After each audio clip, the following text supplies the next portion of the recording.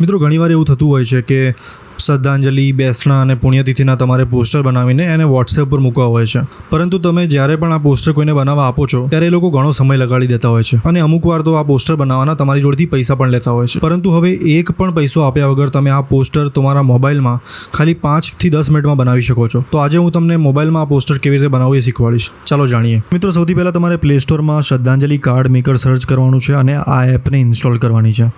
આ એપ કંઈક આવી દેખાય છે, પર્પલ કલરની છે. જોઈ લેજો ધ્યાનથી અને પછી ડાઉનલોડ કરજો આને. હવે જેવી જ આ એપ તમારી ડાઉનલોડ થાય તો સીધું તમારે આને ઓપન કરવાની છે. તો પહેલાં આને ઇન્સ્ટોલ થવા જઈએ. થોડી વારમાં આને હવે ઓપન કરીએ. હવે ઇન્સ્ટોલ થયા પછી કંઈક આવી દેખાશે જ્યારે તમે આ એપને ઓપન કરશો.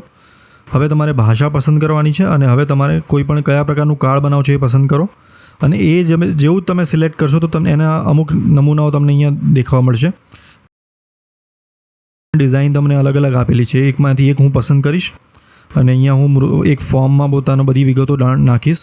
જેમ કે મૃતકનું નામ છે, સ્વર્ગવાસની તારીખ છે, ઉંમર છે અને બીજી બધી અમુક જે તારીખો હોય છે એ પણ આપણે નાખીશું. જેમ કે ઉત્તર ક્રિયાની તારીખ છે અને ઉત્તર ક્રિયાનો સમય પણ છે.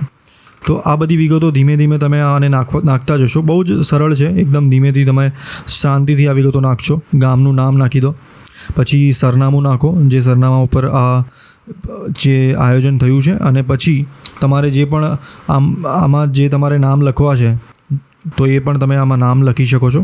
તો હું અહીંયા અમુક નામ લખી કાઢીશ. અને મિત્રો બધે રેડી થઈ ગયું છે. બસ હવે મારે ફોટો પસંદ કરવાનો છે. તો હું એક અહીંયા ફોટો દાખલા તરીકે અહીંયા મૂકી દઉં છું. કોઈ રિયલ ફોટો નથી, આ ખાલી એક કાલ્પનિક વ્યક્તિનો ફોટો છે. અને જો તમે આ પોસ્ટર રેડી થઈ ગયું છે.